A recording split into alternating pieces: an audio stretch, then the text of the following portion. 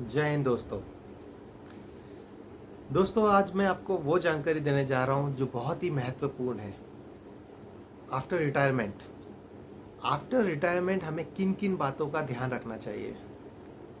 ये सभी उन रिटायरीज के लिए है जो पेंशन चाहते हैं और जाने के बाद उन्हें क्या याद रखना चाहिए, क्या क्या करना है उनको अगले 15 दिन या 1 महीने के अंदर, ये आपको पता होना चाहिए।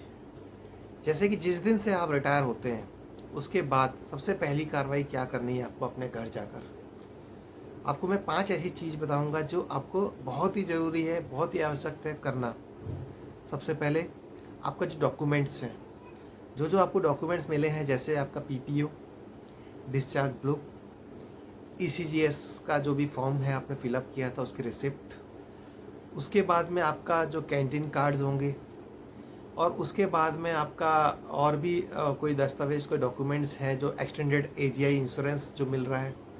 इन सभी डॉक्यूमेंट्स का आपको करीबन 10 फोटोकॉपी का सेट स्टेपल करके रख लेना है, क्योंकि हर जगह आपको ये इस्तेमाल में आएगा। हर जगह आपको डॉक्यूमेंट्स मांगे जाएंगे। साथ में अपना एक आधार कार्ड और पैन कार्ड का फोटोकॉपी भी लगा लीजिए हर एक डॉक्यूमेंट्स के साथ में। सबसे पहले आप जाएंगे कहाँ? जिला सैनिक बोर्ड में, सोल्जर बोर्ड में। जिला सैनिक बोर्ड में जाके आप क्या करेंगे? अपना खुद का और अपने परिवार का पूरा रजिस्ट्रेशन करवाएंगे वहाँ जाकर, और अपने एक्स सर्विसमैन कार्ड के लिए अप्लाई करेंगे। वहाँ पे वही चीज़ आपसे मांगी जाएगी जो मैंने आपको बताया था। उसमें से एक सेट निकाल के आप दे दीजिए, जिसमें डिस्चार्ज बुक होगी, पीपीओ की कॉपी होगी, आपका आधार कार्ड होगा, आपका पैन कार्ड्स होगा। ये सारी चीज़ें आपकी लगेंगी, और उसके बाद में वो आपको 2 या 3 दिन का टाइम दे देगा, और उसके बाद में आपका बन जाएगा। आप ये मत भूलिए, आपका पूरी फैमिली का वहाँ पे रजिस्ट्रेशन कराना बहुत ज़रूरी है। उनके पास डिटेल होना चाहिए कि आप खुदा न खास्ता ना रहे। उसके बाद आपका एनओके कौन है। आपका अगर फैमिली का रजिस्ट्रेशन ही नहीं है वहाँ पर, तो उन्हें कैसे पता चलेगा कि आपके कितने बच्चे हैं, कितने लोगों के आप सीए क्लेम करना है, डॉक्टर ऑफ मैरिज में आपको कैसे क्लेम करना है। इसलिए आपको सारी सुविधाएं लेनी है, तो उसके लिए क्या करना होगा?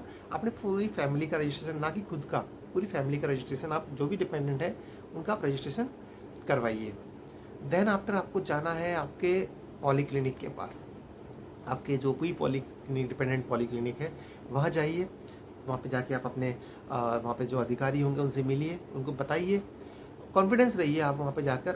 क्योंकि हम फौजी भाई, सब पता है कि हम ऐसी संस्था में हैं जहाँ पे बहुत सारे हमारे भाई लोग हैं, वो ज़्यादा कॉन्फिडेंस फील नहीं करते हैं, क्योंकि उनको सर सर करने की हर जगह आदत है। वहाँ जाके कोई ऐसी ज़रूरत नहीं है। आप रिस्पेक्ट लीजिए वहाँ से, रिस्पेक्ट जहाँ देना है वहाँ दीजिए भी, और वहाँ पे जाके आप अधिकारी से मिलिए। उनको प्राउडली बताइए कि मैं रिटायर होके आया हूँ, मुझे यहाँ की क्या क्या कार्रवाई करनी है। मेरे पास जो पॉलीक्लिनिक का मैंने फॉर्म भरा था उसका, मुझे जिसने कार्ड के लिए अप्लाई कर दिया था इसी एस कार्ड के लिए, वेल एंड गुड। नहीं किया तो आप वहाँ जाके आप फॉर्म फिलअप करिए, और इसी एस के लिए ऑनलाइन अप्लाई कर दीजिए, या फिर फॉर्म फिलअप करके वहाँ पे दे दीजिए। और सेकंड चीज़, जिसने अप्लाई कर लिया तो उनसे पूछ लीजिए कब तक आया है, या आएगा, या आ चुका है। और वहाँ पे जो आपने एक रिसिप्ट मिली है, जब तक आपका कार्ड बन के नहीं आता है तब तक वो रिसिप्ट पे आपका पॉलीक्लिनिक का जो वहाँ पे एडम अफसर्स बोलते हैं, उनका एक सिग्नेचर होता है। वो जब तक वो आपका वही इसी जैसे कार्ड आपके फैमिली मेम्बर्स का, आपका डिपेंडेंट का, उसी से आप अपना जब इमरजेंसी के टाइम पे इलाज वगैरह करा सकते हैं। अब बात रही आपकी सेशन हेडक्वार्टर में जाने की। सेशन हेडक्वार्टर में क्या होता है, किसी किसी क्षेत्र में, किसी किसी स्टेट में क्या होता है कि आपको कौन सा डिपेंडेंट आपका कैंटीन से आपको लिक्वर वगैरह लेना है, उसका भी एक कार्ड बनता है। कि आपके आसपास मान लीजिए आपके 2 या 3 4 कैंटीन हैं, उनके पास आपको क्या करना है कि आपको वहाँ रजिस्ट्रेशन कराना पड़ता है। मैं वेटरन हूँ, मैं एक सर्विसमैन हो चुका हूँ, और मुझे मैं अभी रिटायर होकर आया हूँ, तो मुझे डिपेंडेंसी मेरी कौन से कैंटीन में रहेगी, मुझे कहाँ से लिक्वर मिलेगा, उसका भी वहाँ पे रजिस्ट्रेशन वगैरह किया जाता है। और फिर आपको दूसरी जगह पे, आपको जैसे कि मान लीजिए आपने वहाँ चले गए, पॉलीक्लिनिक का हो गया, आपका जिला सैनिक बोर्ड का हो गया। सबसे मेन और महत्वपूर्ण जानकारी कि आपको जितनी जल्दी हो सके आपको अपने बैंक में जाना है। बैंक में जाने के बाद सेम वही डॉक्यूमेंट्स आपसे मांगे जाएंगे। पीपीओ की कॉपी, डिस्चार्ज बुक की कॉपी, आधार कार्ड, पैन कार्ड, अपना पुराना पासबुक है जो जॉइंट डीएसपी अकाउंट था, उसको अपने पेंशनर अकाउंट्स में कन्वर्ट करवाना है। और ये बहुत ही, उन सभी चीज़ों का लाभ लेने के लिए जो फैसिलिटीज़ वो एक वेटरन्स को देते हैं, वो अकाउंट में आपको मिलती रहे। तो उसके लिए आपको क्या करना होगा, आपके नियरेस्ट जो भी आपका ब्रांच लगता है, जिस भी बैंक में आपका अकाउंट है, वहाँ जाने के बाद आप क्या करिए कि वहाँ पे मैनेजर से मिलिए, उनको बताइए कि मैं ऐसे ऐसे एक्स सर्विसमैन हो चुका हूँ, अभी मेरे को ये जो DSP अकाउंट, सैलरी अकाउंट था, उसको पेंशनर अकाउंट में कन्वर्ट कर दीजिए। 2 से 4 दिन में वो आपका कन्वर्ट कर देगा और आपका ये प्रोसीजर भी हो जाएगा। अब बात रही डॉक्यूमेंट्स की। आप अपना जो भी डॉक्यूमेंट्स है, डिस्चार्ज बुक है, PPOs है और ECS कार्ड है, कैंटीन कार्ड है, इन सबको सेफली रखिए, एक जगह पे सेफली रखिए। जब जिस चीज़ की ज़रूरत है उसको उसी टाइम पे लेके आप जाइए। हर चीज़ को हर जगह ले जाके, मतलब साथ में ले जाके घूमने से उसको क्या होता है कि गुम होने के चांसेस ज़्यादा हो जाते हैं और उसको फिर वापस इतनी आसानी से ये नहीं मिल पाता है, बहुत ही कार्रवाई करनी होती है आपको। ठीक है।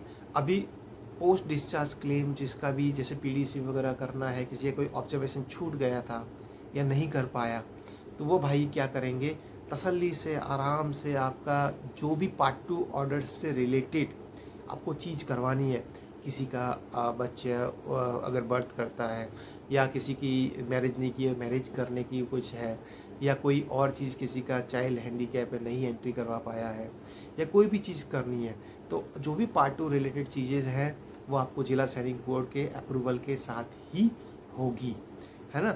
उसकी अप्रूवल होगा, उसके अधिकारी का मोहर लगेगा, तभी आप अपने सिग्नल जो अपना रिकॉर्ड है वहाँ के NER ग्रुप में आप वहाँ से भिजवाएंगे और वो आपका वापस आएगा, तो उनका पार्ट 2 ऑर्डर्स आपका एंट्री होके आएगा। जिला सैनिक बोर्ड आपके डिस्चार्ज बुक के जो ब्लैंक पेजेस दिए हुए हैं जिला सैनिक बोर्ड के लिए, उसमें वो स्टैंप लगा के, मोहर लगा के और आपको अप्रूव कर देगा और आपका वो रजिस्ट्रेशन, जो भी आपने क्लेम्स करवाए हैं, जो भी आपका कैजुअलिटीज़ पब्लिश करवाई है, वहाँ एंट्री हो जाएगी।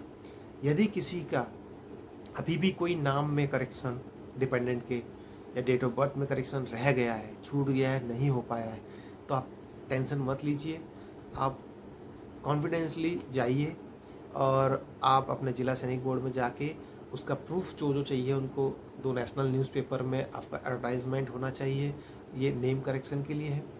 और डेट ऑफ बर्थ के लिए आपको न्यूज़पेपर में देने की ज़रूरत नहीं है, आपको एफिडेविट सिर्फ कराना होता है और जिला सैनिक बोर्ड के थ्रू आप अपने सिग्नल रिकॉर्ड्स में भेज दीजिए और वहाँ NER ग्रुप में सेम चीज़ आपका पब्लिश कर दिया जाएगा और जब वो अपडेट ले आएगा, अपडेट आपका जिला सैनिक बोर्ड में, और आपके जिला सैनिक बोर्ड के डिस्चार्ज बुक में उसकी एंट्री हो जाएगी।